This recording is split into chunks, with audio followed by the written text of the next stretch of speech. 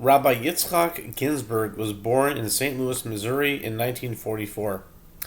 Rabbi Yitzchak Ginsburg's knowledge of the mystical tradition within Judaism, the realm of Kabbalah and Hasidus, may possibly be at the highest level of this generation of rabbis that are known at this time. Rabbi Ginsburg's familiarity with mathematics, science, philosophy, psychology, and music has enabled him to relate the ancient wisdom of the Torah to many current trends in academic thought and artistic activity. He is a talented musician and composer, having produced recordings of original music, bringing Hasidic motif and classical style into fruitful interplay. Presently, Rabbi Ginsburg lives with his wife and children in the rural Hasidic settlement of Kfar Chabad. He teaches all across the land of Israel, from modern Tel Aviv to the ancestral towns of Shechem and Hebron in Judea and Samaria, where many of his students are reclaiming ancient Jewish rites of settlement. His audiences include yeshiva students and academics, Hasidim and businessmen, housewives, and politicians. Rabbi Ginsburg brings from Reb Leivik, this is the father of the Lubavitch Rebbe, the most recent Lubavitch Rebbe, an explanation of a verse in this week's Parshah, a very famous verse that appears 3 times in the Torah, which is Lo sivashel gedi b'chalev mo. You shall not cook a kid in its mother's milk. He says that it is important to notice that milk by itself is completely permissible. Meat by itself is completely permissible. As well, when they are cooked or mixed together, they become spiritually toxic. He brings from the Zohar that this prohibition is considered to be in the category of witchcraft, sorcery, because it violates the laws of creation on some esoteric level. He goes on to ask, why is this so? Isn't that one of the main themes of the Torah to make peace between two opposites?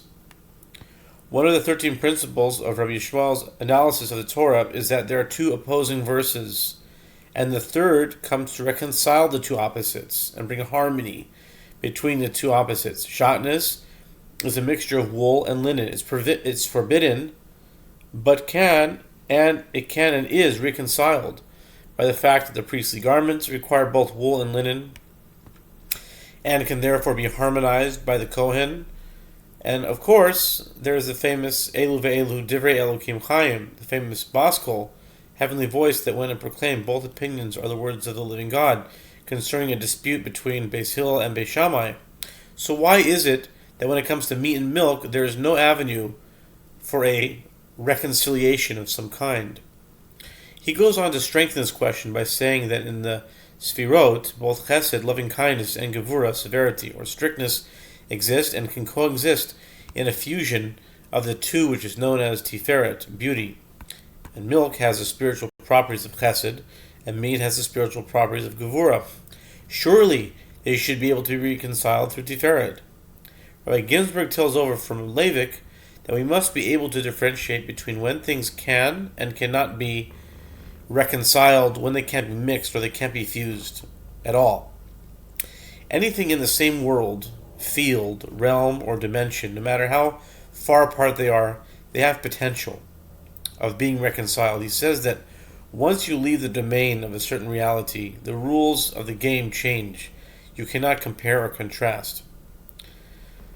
It will not only be ineffective, but it will be damaging. So just to go back to before, if you have the Sfirot, you have Gevura and Chesed. They're in the same body, and they're the same. You're basically playing by the same rules, so they can be reconciled, is what he's saying. And apparently the same with the other cases given. Beis Shammai and Beis Hillel, they're arguing about they're in the same domain, let's say. The example he brings, a dispute in halacha among the religious can be fierce.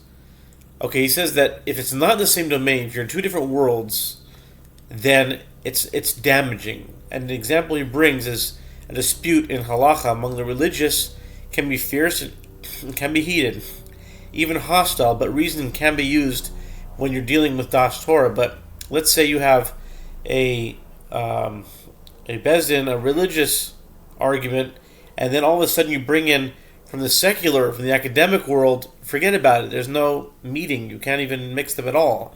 There's no reconciliation at all. There's no place for negotiation to take place. Nothing can be reconciled. Nothing can be mixed.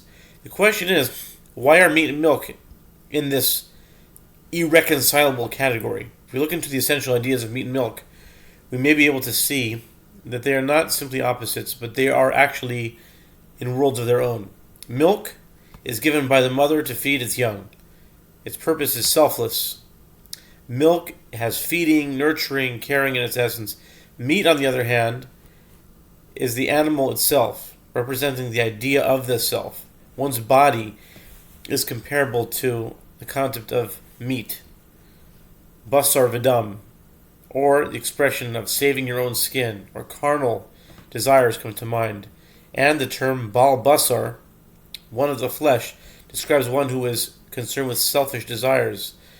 Perhaps the Torah is teaching us that being selfless and being selfish are not merely opposites, but they are entire worlds entirely to themselves. Separate realities that cannot be reconciled or harmonized or mixed together at all. Have a great Shabbos.